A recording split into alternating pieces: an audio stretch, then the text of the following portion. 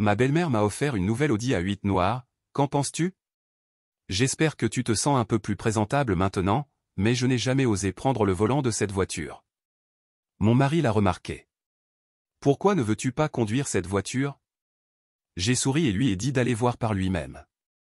Il s'est assis sur le siège du conducteur, a démarré le moteur, et son visage s'est figé. À ce moment-là, tout était clair. Salut Reddit, je n'ai pas l'habitude d'écrire ici, mais je dois partager cela car je tremble encore de colère. Vous est-il déjà arrivé de recevoir un cadeau qui se révélait être une véritable bombe à retardement? Eh bien, moi, c'est exactement ce qui m'est arrivé. Tout a commencé il y a un mois, lorsque ma belle-mère, Marisol, m'a offert une Audi A8. Oui, ça sonne incroyable, n'est-ce pas? Une Audi noire impeccable, avec les sièges en cuir les plus doux que j'ai jamais touchés de ma vie. Mais voilà, ma belle-mère me déteste, et ce n'est pas juste une question d'incompatibilité, elle pense que son fils mérite mieux que moi et elle s'assure que je le sache chaque jour. Lorsqu'elle m'a remis les clés avec un sourire venimeux et a dit « J'espère que maintenant tu te sentiras un peu plus approprié », j'ai compris qu'il y avait anguille sous roche. Mon mari, Diego, était, lui, comme un enfant avec un nouveau jouet. « Maman, c'est incroyable. Tu n'avais pas besoin de faire ça. » Bien sûr que je devais le faire, répondit-elle en me scrutant de haut en bas.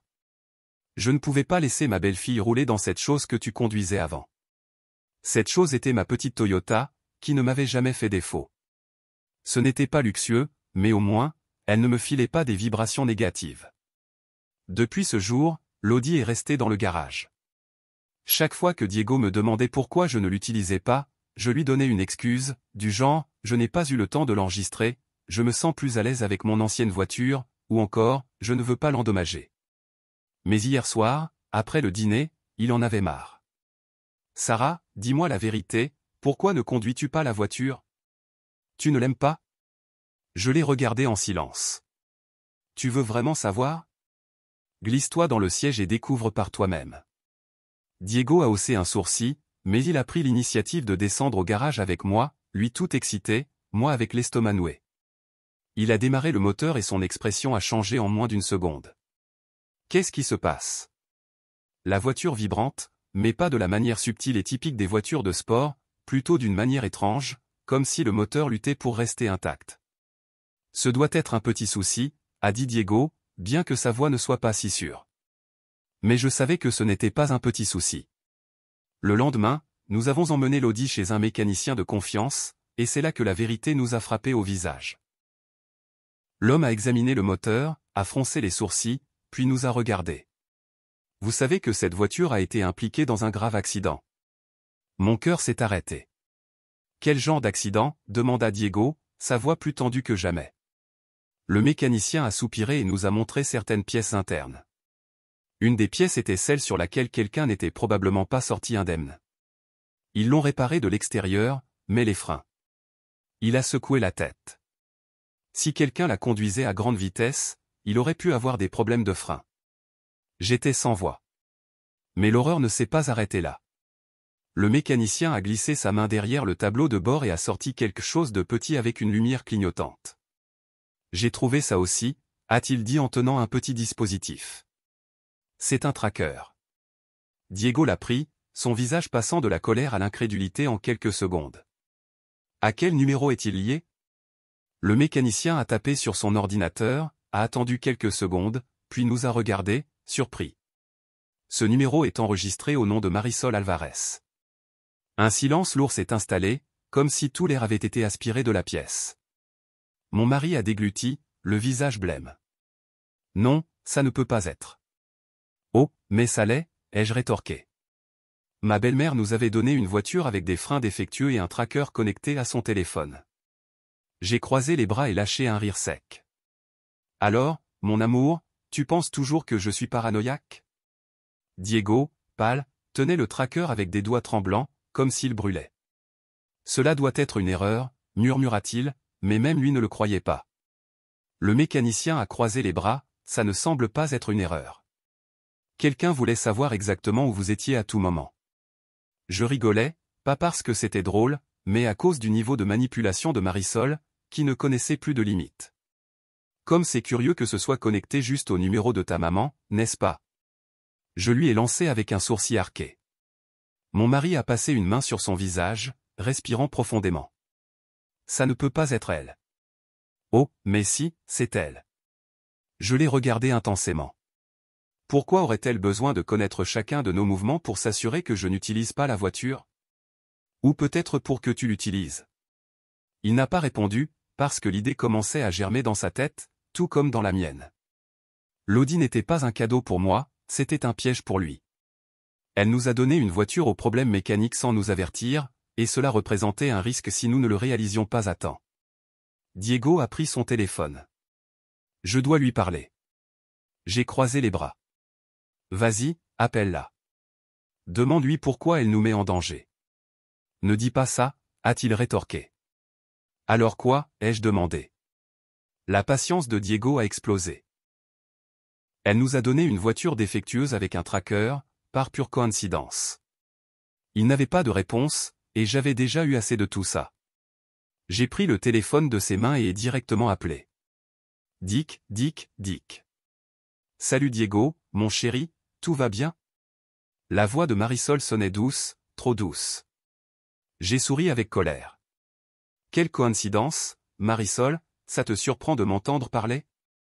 Un silence, puis sa voix est devenue plus froide. Sarah, quelle surprise. Eh bien, imagine ma surprise lorsque nous avons emmené l'Audi chez le mécanicien et que nous avons trouvé un tracker connecté à ton numéro. Le silence fut si long que je pensais qu'elle avait raccroché, mais elle a répondu. Ah, vous l'avez trouvé. Diego me regardait comme si le monde s'effondrait autour de lui. Tu savais, sa voix brisée. Marisol soupira. Ce n'est pas ce que tu penses, chérie. Oh non, ai-je rétorqué. Alors qu'est-ce que c'est? Une mesure de sécurité, un acte d'amour, ou tu voulais juste t'assurer que ton fils conduise une voiture qui aurait pu lui causer un accident grave? Marisol est restée silencieuse. Je pouvais entendre sa respiration au bout du fil, mais elle ne disait rien. Et ce silence en disait long, elle n'était ni surprise, ni effrayée, elle cherchait simplement une manière de justifier son comportement. Après quelques secondes, elle a laissé échapper un soupir. Je ne comprends pas pourquoi tant de drama. Sa voix sonna fatiguée, comme si cela l'irritait d'être confronté. Ce n'est qu'une voiture. Diego a serré le poing. Juste une voiture? Une voiture avec des freins défectueux et un tracker connecté à ton numéro. Oh, s'il te plaît, ne dramatise pas, répondit-elle, comme si nous parlions d'une rayure sur la peinture et non d'un potentiel accident mortel. Je voulais juste que Sarah ne conduise pas, je restais pétrifié. Pardon, demanda-t-elle, répétant sa réticence à l'affirmer plus clairement. Ce n'était jamais pour toi. Diego et moi avons échangé des regards. Alors pour qui, demanda-t-il, la voix tendue. Pour personne, répondit-elle avec froideur. Il fallait juste que je sois sûr que Sarah ne se pavane pas avec une voiture qui ne lui correspond pas. La colère me monta à la tête. Se pavaner? Je n'ai même pas touché à cette voiture. Parce que tu savais qu'elle n'était pas à toi, répondit Marisol, avec une aisance, comme si elle expliquait quelque chose d'évident. Sarah, mon chéri, je comprends que tu viennes d'un autre type de famille, mais il y a des choses qui ne sont tout simplement pas pour toi. Mon estomac se retourna. Un autre type de famille. Ne te vexe pas, continua-t-elle avec ce ton doux et venimeux qu'elle avait quand elle voulait m'humilier sans le dire explicitement. C'est juste que les gens doivent connaître leur place. Toi, tu es élevé avec le minimum, tu as appris à te contenter de moins. Ça n'a pas de sens d'essayer de te fondre dans quelque chose qui ne te correspond pas. Je manquais d'air. Je ne peux pas croire ce que j'entends, murmurai-je, mais Marisol n'avait pas fini. Quand Diego épousera quelqu'un de son niveau, il pourra partager des choses comme ça avec sa femme. Mais toi, Sarah. Elle laissa échapper un rire sec. On va voir, tu ne saurais même pas prendre soin d'une voiture comme ça. Diego se leva d'un coup. Comment peux-tu dire cela? Diego, mon amour, son ton changea vers cette fausse tendresse utilisée pour le manipuler. Je veux juste le meilleur pour toi. Je ne veux pas que ta femme ressemble à une gamine avec un jouet prêté. Mes yeux brûlaient de rage, mais je ne voulais pas lui donner le plaisir de me voir m'effondrer. Alors, tu as acheté une voiture en mauvais état juste pour m'humilier. Elle n'est pas en mauvais état, répondit-elle calmement. Elle n'est tout simplement pas parfaite, tout comme toi. Le silence retomba. Diego tremblait de rage, moi, à l'inverse, souriais. Tu sais quoi Marisol, merci. Merci d'avoir enfin mis des mots sur ce que tu pensais. Tu as toujours cru cela, mais aujourd'hui, enfin, tu as eu le courage de l'admettre. Mon mari me regardait, confus, mais j'avais déjà un plan. Marisol pensait que je n'étais pas digne de sa famille. Très bien, je vais lui prouver à quel point elle avait tort. Diego raccrocha le téléphone sans dire un mot de plus, regardant le dispositif de traçage dans sa main comme si c'était une bombe prête à exploser. Quant à moi, j'avais déjà pris une décision. Nous allons lui rendre son petit cadeau, dis-je en prenant les clés de l'Audi. Mon mari leva la tête. Quoi? Nous allons chez ta mère maintenant? Oui. Diego passa une main dans ses cheveux, clairement encore en train de tout digérer. Ça n'a pas de sens. J'ai croisé les bras. Ah non? Alors explique-moi quelle partie n'a pas de sens, celle où ta mère a essayé de me donner une voiture avec des freins défectueux ou celle où elle a clairement dit que je ne suis pas digne d'avoir une telle chose à cause de mes origines? Diego ferma les yeux, respirant profondément. Je ne peux pas croire qu'elle ait dit cela. Je lâchai un rire sec. Tu ne peux pas le croire, vraiment? Diego, elle le dit depuis le jour où nous nous sommes rencontrés. La seule différence, c'est que cette fois, elle n'a même pas pris la peine de le déguiser avec des sous-entendus. Mon mari se frotta le visage avec les deux mains, clairement dévasté. Mais c'est ma mère. Oui, Diego, c'est ta mère et elle a essayé de m'humilier à nouveau. Et toi, que comptes-tu faire? Demanda-t-il, sans réponse. Je n'étais pas surprise, mais j'avais compris ce que je devais faire. Je m'approchai et mis les clés de l'Audi dans la paume de sa main. Conduis, nous allons lui rendre son cadeau à la porte. Diego me regarda un moment, comme s'il essayait de déchiffrer ce que je planifiais. Au final, il acquiesça. D'accord, allons-y. 30 minutes plus tard, nous étions devant la grande maison de Marisol, l'Audi A8, la voiture qui n'était pas pour moi, rugissait sous les mains de Diego. Mais cette fois, ce n'était pas avec fierté, mais avec une rage contenue. Mon mari coupa le moteur et se mit à fixer la maison en silence. Sarah, c'est de la folie. Ce qui est de la folie, c'est que nous supportions encore ses caprices, répondis-je en sortant de la voiture. Il soupira et me suivit. Je sonnai à la porte avec un peu plus de force que nécessaire. Quelques secondes plus tard, la porte s'ouvrit et là, elle était, parfaitement apprêtée, comme si elle s'apprêtait à aller à une gala, une coupe de vin à la main et cet air de supériorité que je détestais tant. Oh, quelle surprise, dit-elle avec une fausse joie. Diego chéri, que faites-vous ici? Je lui souriais avec tout le poison qui bouillonnait en moi. Nous venons te rendre ta voiture. Son visage se figea. Diego avança d'un pas, clé en main. Nous ne la voulons pas, maman. Marisol le regarda avec incrédulité. Diego, mon amour, ne sois pas ridicule, c'est une voiture de luxe, vous ne pouvez pas simplement la laisser ici. Tu as raison, dis-je, on ne peut pas, mais nous pouvons la signaler aux autorités comme un véhicule dangereux avec des freins défectueux et un tracker GPS sans consentement. Pour la première fois, le masque de Marisol commença à se fissurer. Sa voix tremblait légèrement, mais elle se reprit rapidement. Ne sois pas dramatique, Sarah. Je m'approchai d'un pas, dramatique, ce serait si nous ne l'avions pas fait examiner et que nous avions été confrontés à une défaillance au pire moment. Sais-tu ce que c'est, Marisol? C'est une tentative de sabotage. Elle éclata de rire. Oh, s'il te plaît, ne dramatise pas, mais ses yeux s'étaient détournés un instant, nerveux. Diego le remarqua. Maman, dis-moi la vérité. D'où as-tu sorti cette voiture? D'où je l'ai sortie? Marisol répéta la question avec moquerie. Diego, mon amour, qu'importe ça? Je l'ai acheté, c'est un cadeau, fin de l'histoire. Mais son sourire n'atteignait pas ses yeux. Je plissai les miens. Ce n'est pas vrai. Elle me regarda avec colère. Désolé, tu sais parfaitement de quoi je parle. Tu ne l'as pas achetée dans une concession, tu l'as achetée en sachant qu'elle était défectueuse. Et le pire, c'est que tu ne l'as même pas achetée pour Diego, tu voulais juste t'assurer que je ne l'utilise pas, n'est-ce pas? Diego la regarda, comme s'il ne la reconnaissait plus. Mon Dieu, maman, qu'as-tu fait? Le silence de Marisol confirma tout, et à cet instant, je sus que cette histoire n'était pas encore terminée. Marisol restait sur le seuil, la coupe de vin à la main, mais son visage avait perdu toute couleur. Diego respirait rapidement. On doit y aller, Marisol, dis-je, croisant les bras. Surprends-nous avec un autre mensonge. Elle soupira. Ne faites pas de scandale. Scandale? Je riais sans chaleur. Ce qui est un scandale, c'est que tu nous as mis en danger sans que nous le sachions et que tu continues à arborer ton air dédaigneux. Ne sois pas ridicule, personne n'allait mourir. Diego fit un pas en avant. Maman, d'où as-tu eu la voiture? Ça n'a pas d'importance. Bien sûr que ça a de l'importance, cria-t-il en frappant la porte. Nous aurions pu mourir. Dis-moi la vérité. Marisol but une gorgée de vin avant de répondre. C'était un ami, il me l'a vendu pas cher. Pourquoi si peu? Demanda Diego, encore tremblant. Il a eu un petit accident. Ma peau se hérissa. Petit? Les freins ne fonctionnent pas, eh bien, je n'allais pas te laisser conduire ça. Silence.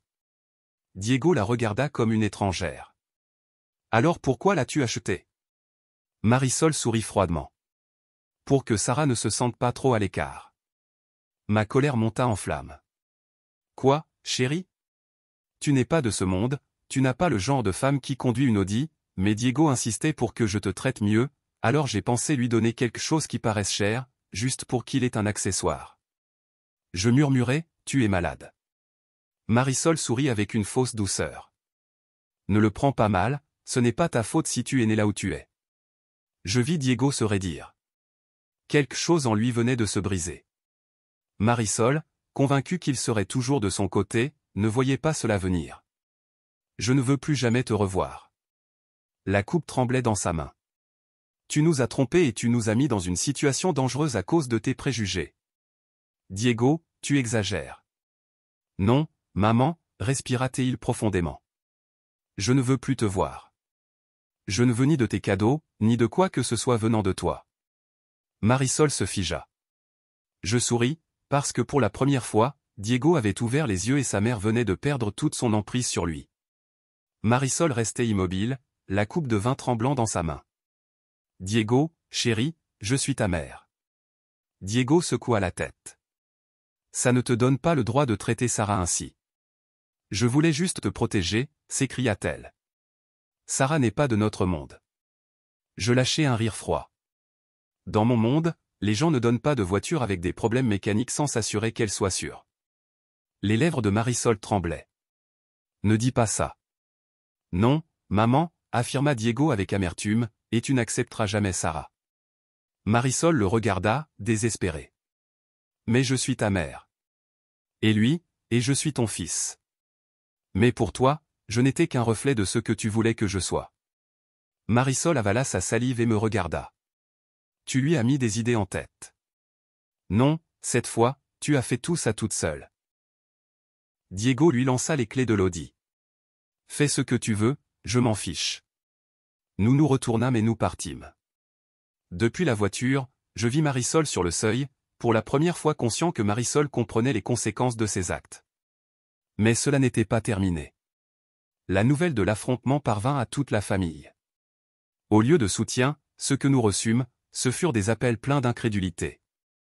Sarah, comment as-tu pu faire ça à Marisol? Demanda sa sœur Béatrice. C'est sa mère. Elle n'a aucune idée de ce qu'elle a fait, dis-je froidement. Nous savons que tu as toujours été problématique, intervint son cousin Luis. Marisol veut juste le meilleur pour Diego. Ah oui?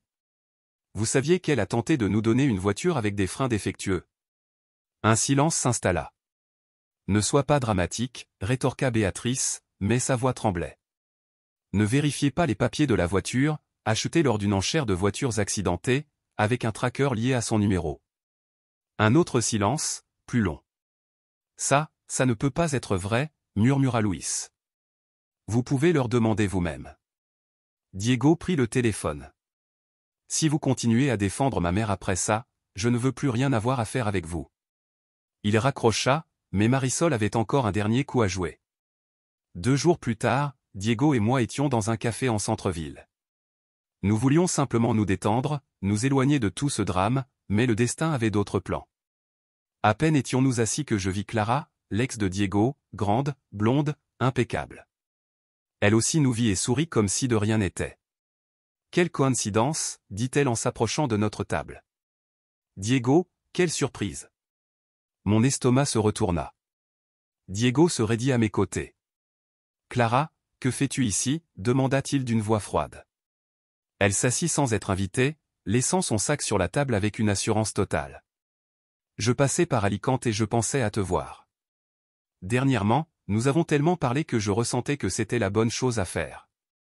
Mes mains se serrèrent en poing. Parler, demandai-je sèchement. Clara sourit avec innocence feinte. Oui, par message.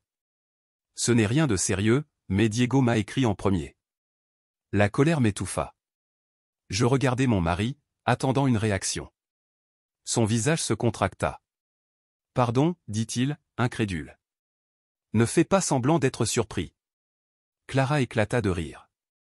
Tu m'as dit que tu manquais de discuter avec moi, que les choses avec Sarah n'allaient pas bien. Je me levai brusquement. Diego se leva aussi. Je ne t'ai jamais écrite, sortis-je de mes gonds, sortant mon téléphone et lui montrant les messages que Clara avait reçus. Diego lut les messages, la mâchoire serrée. Sarah, ce ne sont pas les miens. Je n'ai jamais envoyé ces messages. À ce moment-là, tout s'emboîta. Marisol. Elle seule aurait pu faire cela. Elle seule aurait voulu nous détruire de cette manière. De quel numéro t'ont-ils écrit, demandai-je d'une voix glaciale. Clara sortit son téléphone. Diego et moi vérifiâmes ensemble les informations. Le numéro n'était pas celui de Diego, c'était un numéro inconnu acheté juste pour ça. Marisol avait feint d'être son fils. Mon corps tremblait de rage. Nous nous retrouvons à la maison, dis-je en sortant sans me retourner. Cette fois, Marisol avait franchi la dernière limite et elle allait le payer cher. Eh bien, Reddit, nous l'avons fait. Nous sommes partis. Mais avant de vous raconter la fin, laissez-moi vous expliquer comment tout s'est écroulé. Après avoir découvert les faux messages, Diego et moi avons parlé à sa famille, et surprise, personne ne voulait y croire. C'est impossible, dit sa sœur. Maman ne ferait jamais ça. Bien sûr qu'elle le ferait, répondis-je. Vous avez déjà oublié la voiture avec des freins défectueux, le tracker, les tentatives de m'acheter pour que je parte. Ils restèrent silencieux. Nous leur montrâmes les preuves. Le visage de Béatrice changea. Son cousin Louis porta sa main à sa bouche. Mon Dieu! Il y avait bien vu, Marisol les avait manipulés toute leur vie. Un à un, ils commencèrent à se détourner d'elle, certains par honte, d'autres car ils en avaient simplement assez de ces jeux. Et elle, eh bien, elle essaya de faire comme d'habitude, appel, message, apparition sur le pas de la porte, pleurnicherie sur « c'est son fils et il revient toujours vers sa famille ». Mais cette fois, nous ne revenions pas, je ne veux plus rester ici, dis-je à Diego un soir. Elle tentera toujours de revenir. Elle me prit simplement la main et acquiesça. Nous avons vendu tout, pris nos affaires et déménagé dans une autre ville, loin, où personne ne nous connaissait. Comme ceux qui avaient tourné le dos à Marisol. Nous avons ouvert notre café sans que personne ne nous le reproche. Pour la première fois depuis des années, nous vivions sans que personne ne respire sur notre cou, sans que personne ne nous manipule. Marisol essaya de nous chercher, d'essayer de nous contacter, mais nous ne répondîmes pas, et sa famille non plus. Sans son pouvoir, sans son image de mère parfaite, elle s'est retrouvée seule et nous, enfin libres. En réponse aux commentaires, croyez-vous vraiment que ceci soit terminé? Et si elle apparaissait de nouveau à votre porte? Si elle le fait, j'appelle la police. Je ne lui dois rien, je n'ai pas peur. J'ai appris que, avec des gens comme elle, si tu laisses une petite ouverture, ils s'immiscent dans ta vie comme bon leur semble. Donc, non, ce n'est pas fini. N'as-tu jamais ressenti de la culpabilité d'éloigner Diego de sa mère? Au début, oui, parce que l'on t'élève en te faisant croire que la famille est toujours là, qu'une mère a toujours de bonnes intentions. Mais après tout ce qu'elle a fait, tous les efforts de manipulation, non, je ne ressens plus de culpabilité, je ressens du soulagement. Tu dis que la famille de Diego l'a abandonné, mais en réalité, personne ne la défend. Quelques-uns, mais cela ne m'importe plus. Si eux veulent continuer à croire en sa version des choses, c'est leur problème. Ce qui est bien, c'est que ce n'est plus notre problème. Est-ce que ça ne te fait pas mal d'avoir perdu autant de temps avec elle? Oui, ça fait mal. Ça fait mal de penser à tous les efforts que j'ai faits pour gagner le respect de quelqu'un qui n'a jamais eu l'intention de me le donner. Mais je préfère avoir mis du temps à ouvrir les yeux que de ne jamais les avoir ouverts. Si tu pouvais lui dire une dernière chose, que dirais-tu? Rien. Ça ne vaut même pas la peine. Merci à tous ceux qui ont suivi cette histoire. Si j'ai appris quelque chose, c'est que parfois, le plus courageux que vous puissiez faire, c'est de partir. Et c'est ce que nous avons fait. Nous sommes partis pour toujours.